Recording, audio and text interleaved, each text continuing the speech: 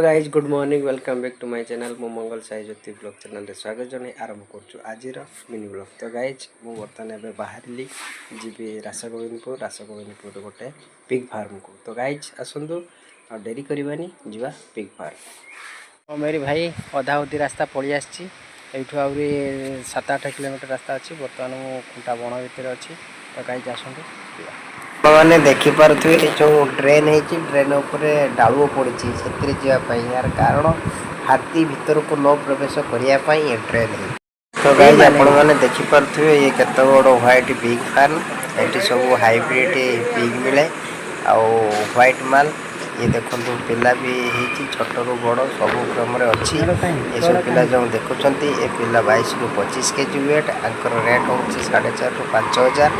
तो आपने आसतु फार्म जातु। तो गाइज आपण मानक वीडियो केमती लगिला यार मतामत कमेंट कर जना। चैनल रे आपण नुआ अछंती तो चैनल को लाइक एंड सब्सक्राइब करंतु। आज वीडियो एठी रखुची देखा आप नेक्स्ट ब्लॉग रे सेता पर्यंत विदाय दियंतु। नमस्ते भलो रुहंतु समस्ते। जय जगन्नाथ जय जगन्नाथ जय जगन्नाथ।